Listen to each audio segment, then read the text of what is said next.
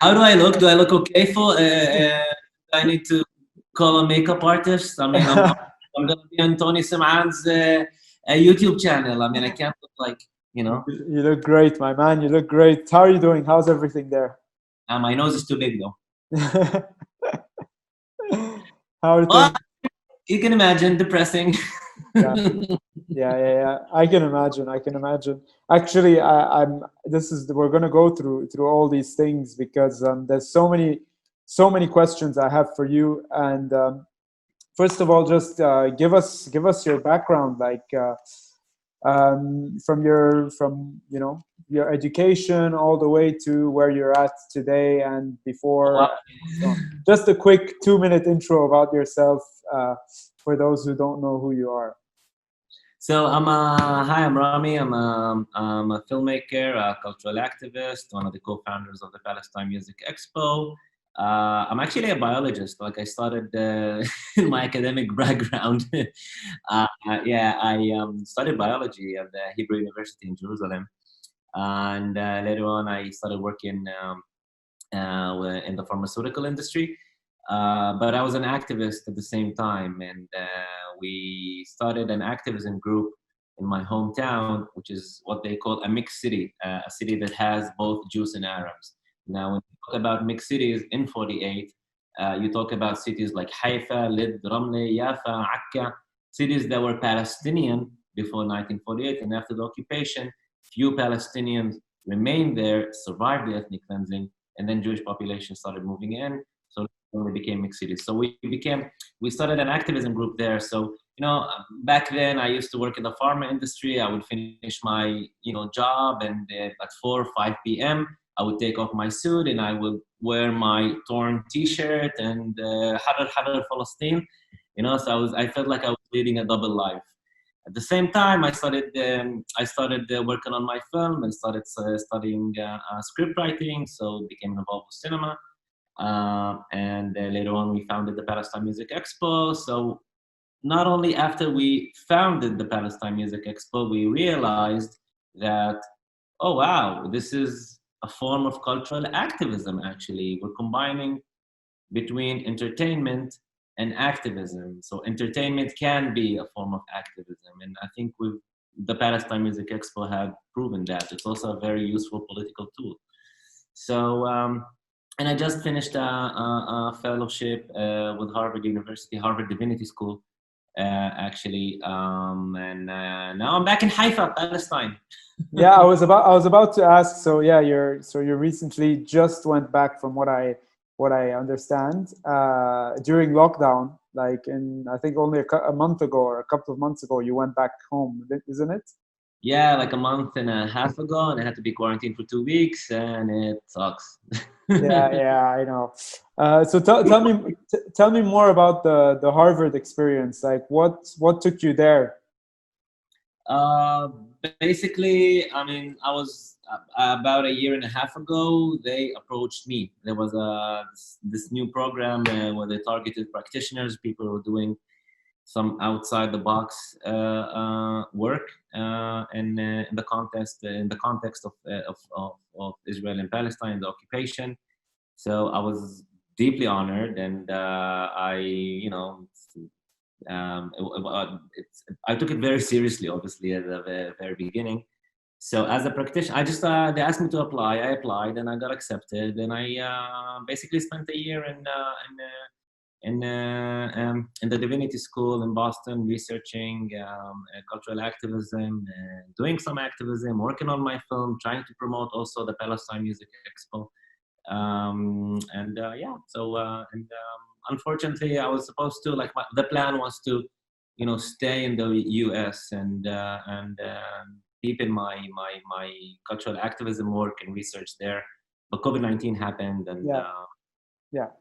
I wanted to ask you more about cultural activism, because it's actually a term that's not necessarily very popular in society anywhere. So what would you define as cultural activism for you, and how do you see people like, let's say, myself in Beirut or others around the world uh, participating in cultural activism in their countries or in their cities? what would you say are the key components of cultural activism? So the term cultural activism isn't a new term, and the definition of it varies, I think, according to the location you operate in. To me, as a Palestinian, cultural activism is cultural resistance, resistance to the occupation.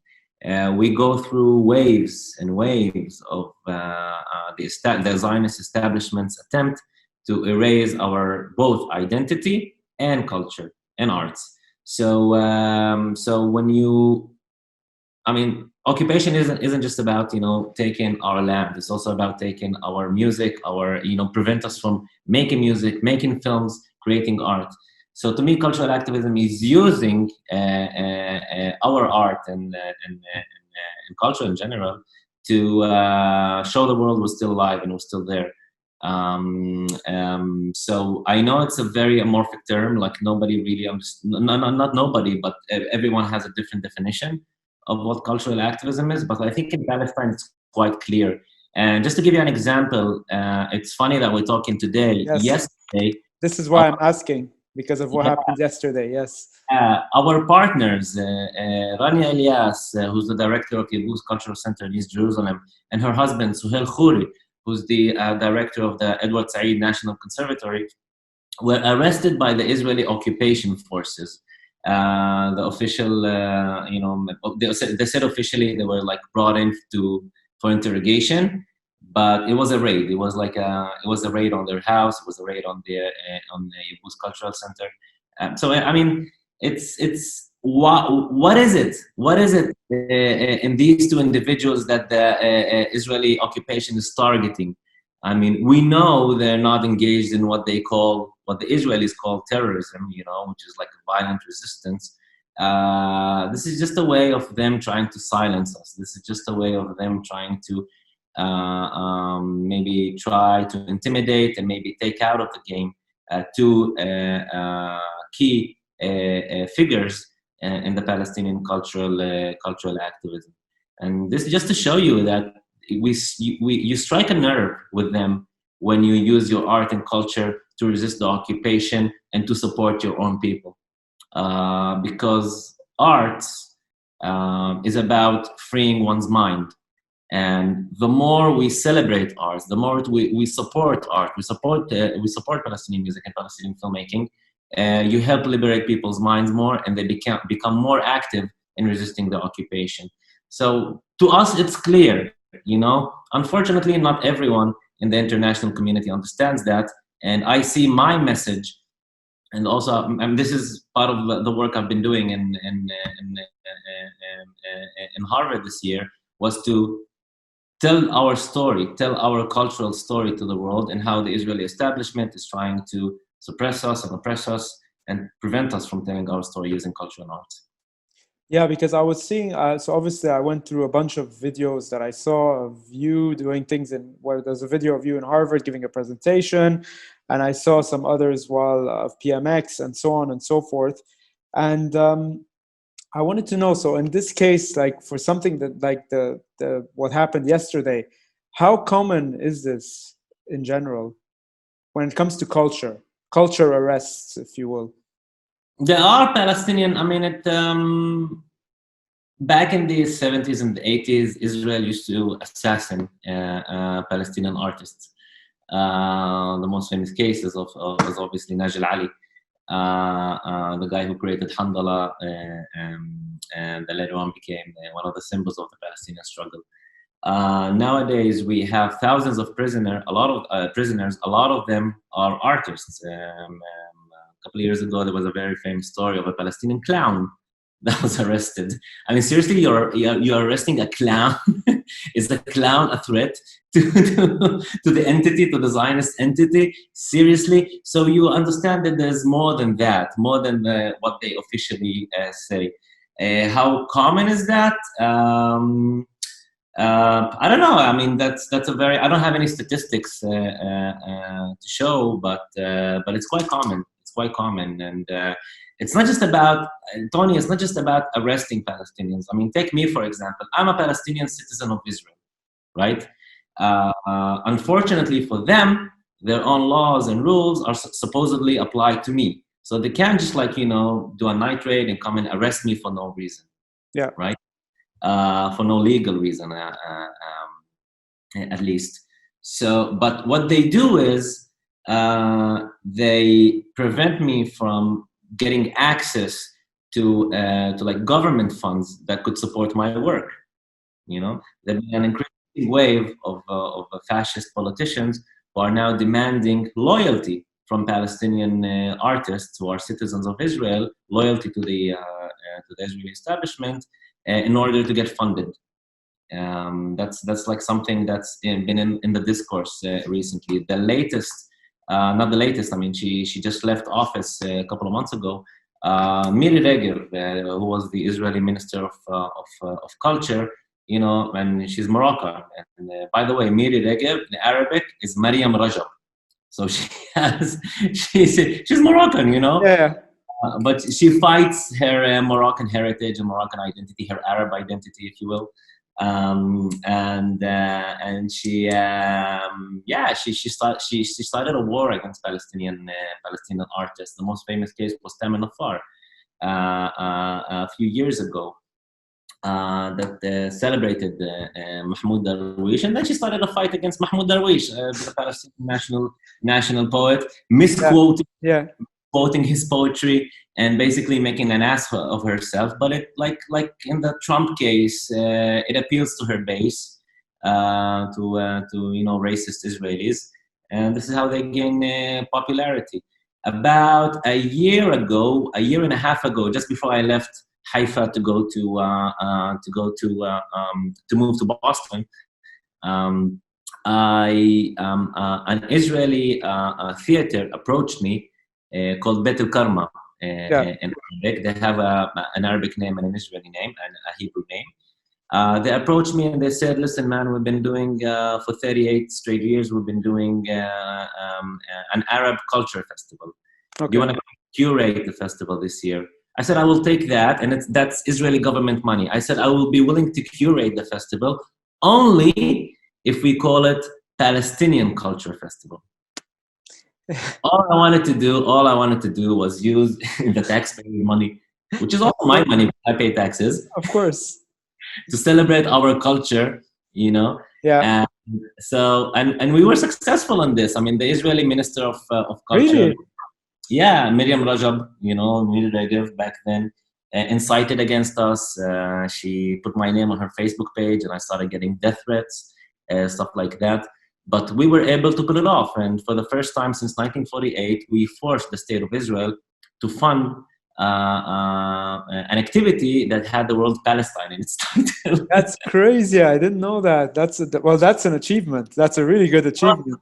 I see this as an achievement. I see this as a win. I mean, we of course. In the activist community, and in the Palestinian left, and being Palestinian in general, you're used to losing. Yeah. So this was a win, even though a very small, minor win. It was a win. It was a proof of resistance. It was us fighting back. Unfortunately, I don't think not all Palestinians saw the same result that I saw.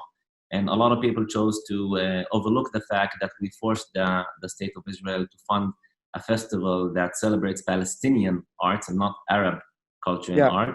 Yeah. So there's also that lively debate and discussion and discourse that we have in here that some Palestinians are against taking Israeli government money. Some of them are pro. Doesn't make you less Palestinian if you choose to take the money. I mean, I'm talking as a filmmaker also. Yeah, of course. I mean, at the end of the day, it is cultural activism. This is what you're doing. So that was actually part of it's part of what you do. So it is a win, I think, definitely. And speaking of wins, I think the Palestinian Music Expo is a big win. And I want to know how it started. So this was supposed to be the 4th edition, 2020, right? Yep. Okay. Yep. So obviously, because of COVID, that could not happen. But talk me through the last 3 editions. So how it started and how it evolved. So you know my background. I'm an activist and a writer and involved with the arts and filmmaking. And unfortunately, I'm surrounded by musicians. I mean, you're surrounded by musicians Yeah, as yeah, well. You know how difficult they can get. yeah, yeah, yeah. Of two course. of these, two of these musicians are some of my best friends. Mahmoud Jalali from Dam Hip Hop Crew, and Abid Hathout, who's a Palestinian producer now based in Los Angeles. And we met Martin, who was a British person that has his own label company, an indie label company called Cook and Vinyl in Yeah, London. yeah, Martin came to a festival that is similar to the Palestine Music Expo. It was called Tune in Tel Aviv, but he felt uncomfortable staying in Tel Aviv. So through mutual friends, he was able to reach us. We took him to Ramallah. We showed him around. We sat down with Palestinian musicians. From there on, everything is kind of a blur to me. I'm pretty sure PMX was a drunken idea. The guys got drunk one night with Martin, and the next morning I see a message from Mahmoud, you know, telling me that we're starting a music festival. I was like, okay, well, I don't know how this happened, but okay. And the rest is history. We started in 2017. And by the way, we have another co-founder, Abed Daadle, who's our technical producer. okay. He's also Dam's sound man, and he's the best technical producer from the river to the sea. He also joined the project, and five of us started the Palestine Music Expo. Now, in a way, when I talk about PMX, sometimes I say we got screwed because we tried something. It was supposed to be a test, and it was a massive success in 2017. We had around 32 delegates, people from the international industry, you know, producers, Yeah, yeah, people from festivals, booking agents, and etc. And we had 18, I think, music acts. 9 of them got signed. I can't remember if it was 21 or 18, but either way, it doesn't. I mean, the percentage is quite high. that's Uh, really high. yeah, Yeah, almost half of them got signed and got various deals. The idea was to expose our talent that isn't exposed to the rest of the world, because when people hear Palestine, they don't think about music, they don't think about arts, they think apartheid, and that's the best case scenario if that's people who are familiar with our political situation and feel sympathetic towards it. So this was our way of, you know, combating that, of fighting against that. Like Palestine isn't just about occupation. Palestine isn't just about misery and suffering. It's also about life. It's also about arts. So what we do basically is that we bring these delegates, these influential people from the music industry. yeah, We show them around. We do these workshops with them because we want to also learn from their experience. So we connect them with Palestinian musicians. They support Palestinian musicians, and then they also see Palestine. They go to Hebron, they go to Bethlehem, they go to Jerusalem, they go to refugee camps. They see the apartheid wall, so they understand what it means to create under these almost impossible circumstances and conditions. And then at nighttime, it's party time. It's the yeah, showcase. yeah. And so yeah, we started in 2017, and we didn't really understand what we were doing back then. I mean, now it's easy. We're in 2020. It's I mean, I've talked about PMX so many times now, like a robot. I'm like just Yeah, repeating things I've said before. You know, I mean, you know how it feels. yeah, yeah, Yeah, but back then in 2017, we had no idea what we were doing. Also, we didn't have any funding, or we didn't have, at least we didn't have a lot of funding. So a lot of people just like work for free, and suppliers just like basically supported us and idea. when it comes to the showcase itself, is it because I heard about the Palestine Music Expo about a couple of years ago, and I also heard, you know, obviously from Martin, I heard from Stephen Budd, I heard from Celia, I heard from so many different people who had been there, and they were like, you know, what's happening there is amazing. And I wanted to know, is it one venue type of thing or several venues sort of thing? So Yeah. it's a very good question. That's a very good question. When we first started, we wanted to do we wanted to do it in 2 locations. I'm not talking about venues yet. I'm talking about cities. Okay. In 2 different spaces. We wanted to do in Ramallah, which is in the West Bank, in what we call 67, and we wanted to do another one in the land of 48 here in Haifa. Now, mind you, Haifa nowadays is under Israeli, 100% Israeli rule.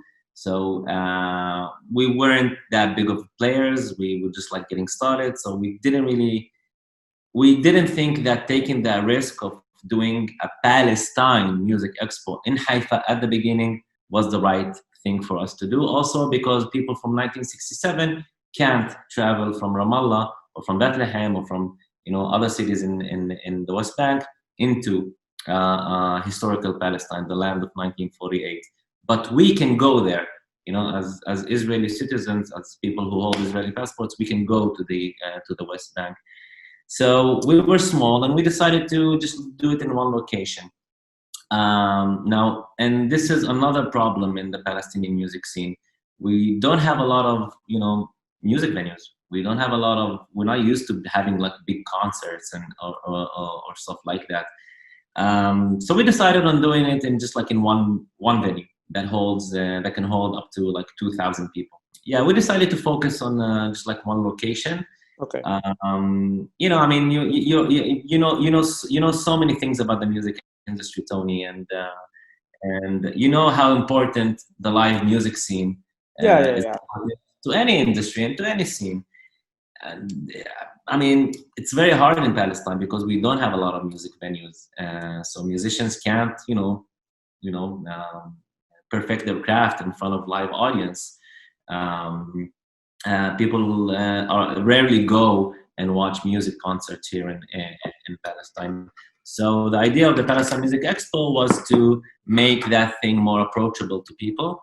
Also, I think the first year we only charged 20 shekels per ticket.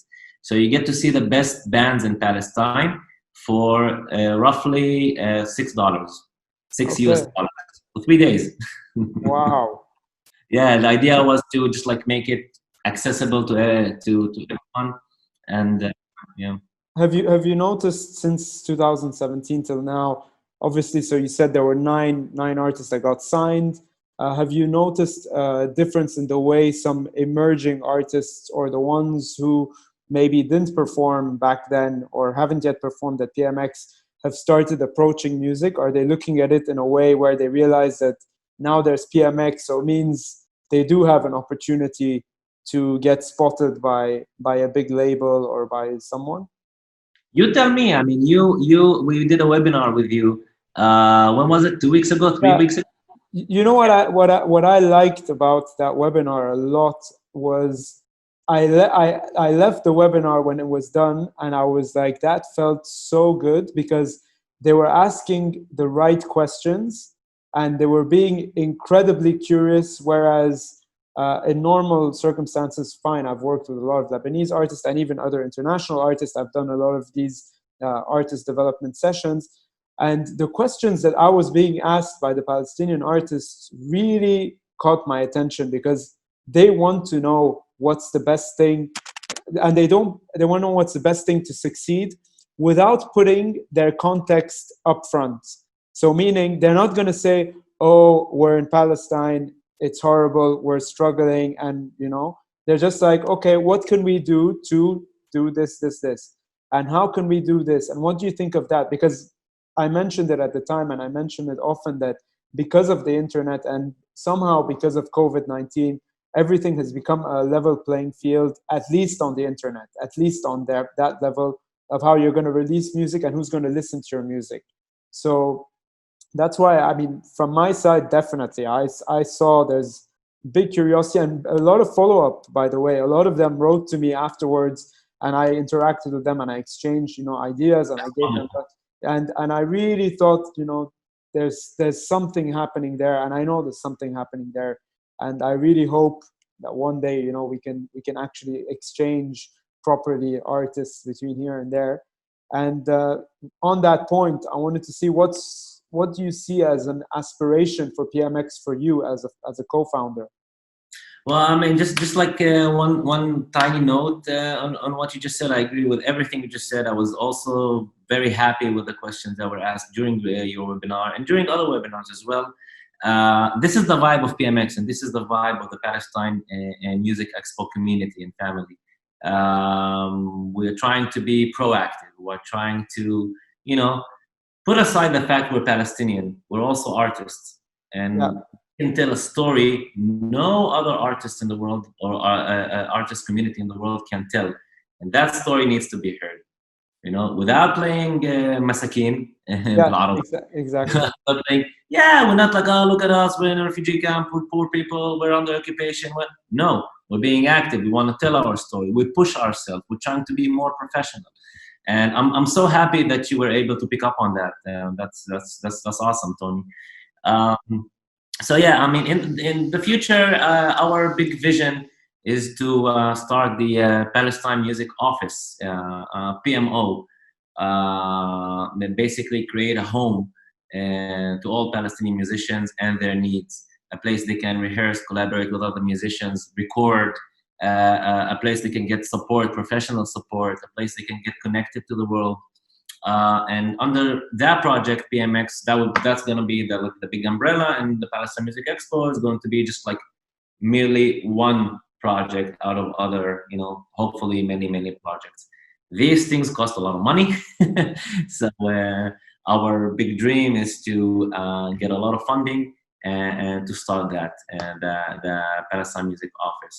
Right now, our dreams, unfortunately, because of COVID-19, our dreams took a step back, and now we're just like we're not going to do the Palestine Music Expo this year. Instead, we're doing webinars with individuals such as yourself, experts from the music industry who want to support Palestinian musicians and can lend a helping hand.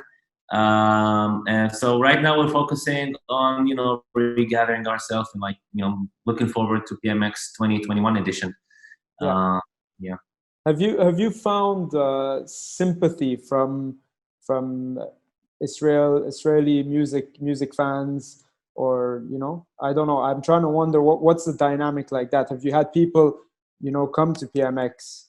Yeah. So because I'm a relatively known figure in the Israeli left, I mean, when I talk about Israeli left, I'm merely talking about like a few hundred people. Yeah. Because I write in Hebrew and I'm a journalist as well, and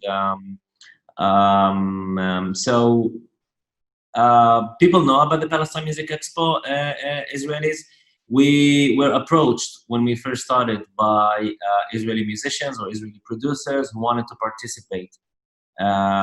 We politely said no, because I mean, well, first off, it's our stage. It's us trying to celebrate our music. Yeah. Whenever a Palestinian musician is offered a collaboration with Israeli musician, it's going to be some project about peace. Yeah. Coexistence and peace, And since it's your YouTube channel, I'm allowing myself to say fuck it. It's not about coexistence. It's about resistance and our own existence. Yeah. So we got a lot of a lot of people approached us. I'm sure they meant well. But we also wanted to break that pattern of of collaborating with Israelis, and eventually seeing that our collaboration only served their needs and really serve our needs. If you want to build an industry or at least an infrastructure for a healthy music industry, you need to do it alone, with the support of the world, with support of people like yourself. But it needs to be us, we need to be the founders. We need to be the key players. When I say we, I'm talking about Palestinian artists. So yeah. And also, to be honest, I'm like, in terms of media and coverage and all that, we were really not interested in coverage in Israeli media. I mean, I used to be an editor and a writer for an Israeli news website. It's a leftist, anti-Zionist website, and I never wrote about PMX there because I don't want Israelis to be in Ramallah, because first off, we have limited capacity. We can't really hold more than a couple of thousand people a night during the festival. And also, Palestinians in the West Bank can't go to Jaffa or Tel Aviv or like Haifa. So why should Israelis, Jewish Israelis, feel free and comfortable to go and visit them? Yeah. They can be an anti-occupation activist. They can be really awesome, cool people, and a lot of them are cool, awesome people. But it just isn't right, you know. It creates Yeah. frustration with the Palestinians, and it's totally understood. So the Palestine Music Expo is not a collaboration between us and Israelis, nor it will ever be. I mean, we're not aiming there. We're not there. We're not there.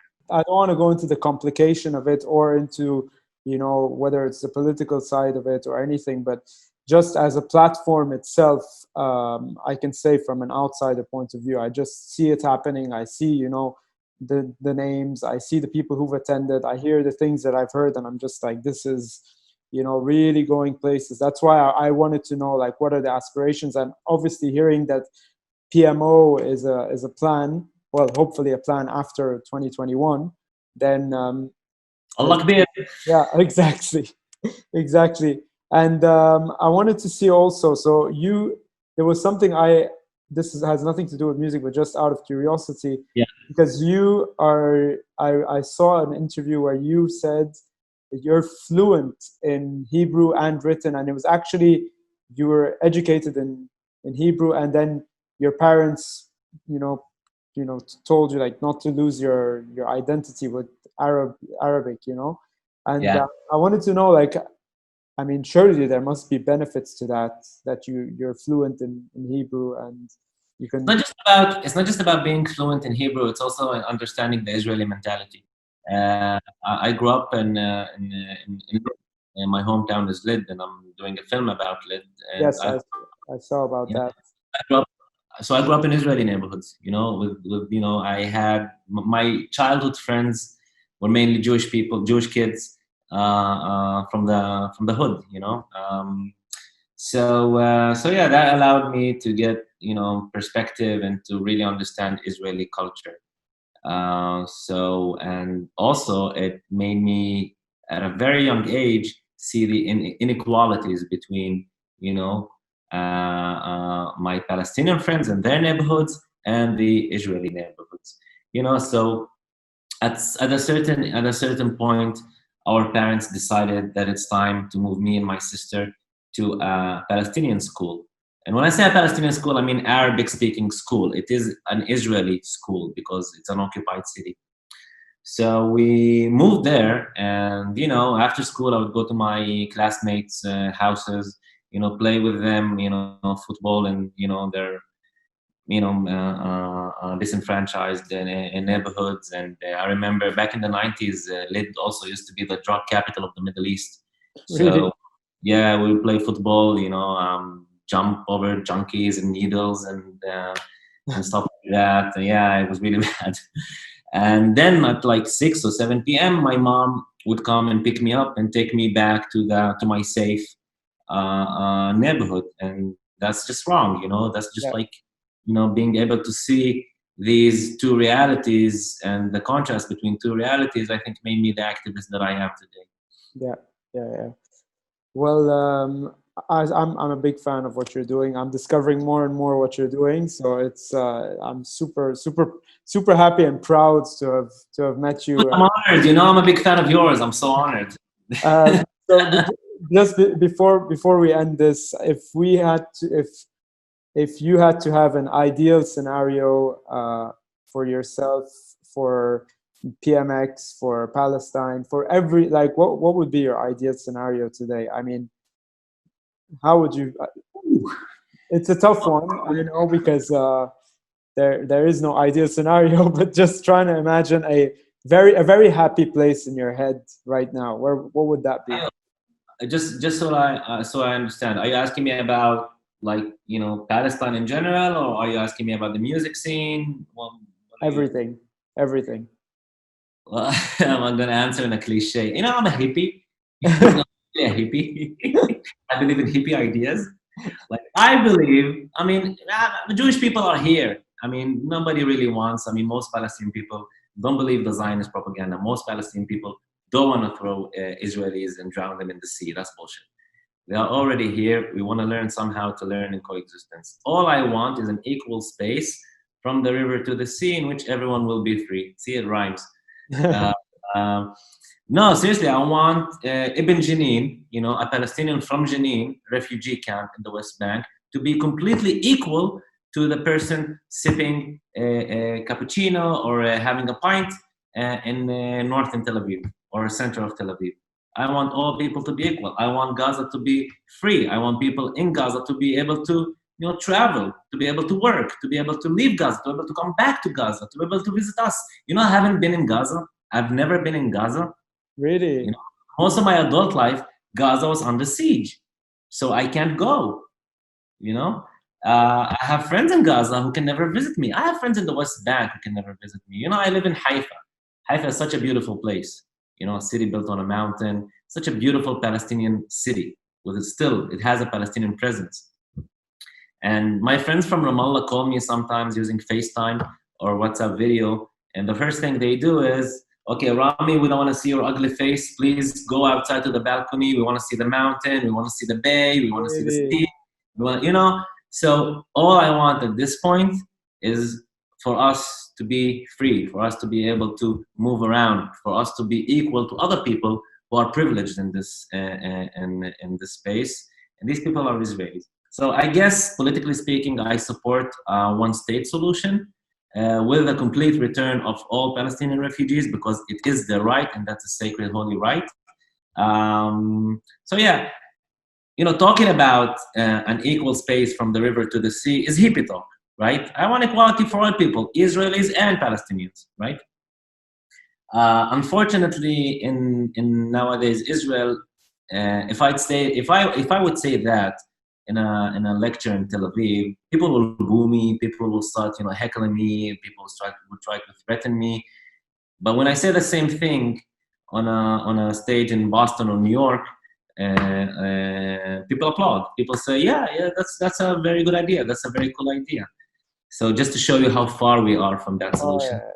Well, we're far from many solutions everywhere. I mean, I won't even get started on Lebanon because we're going in a downward spiral. But I avoid complaining. I've had my share of complaining before. I don't want to go into it anymore. So, And that's another thing, dude. I live an hour away from you. You're in Beirut right now, yeah, so yeah, yeah, I yeah. live an hour away from you. I want to visit so much, you know. I want to have a drink with you. I want to like see Beirut. I've been hearing so many things about Beirut. It's crazy. Like it's yeah.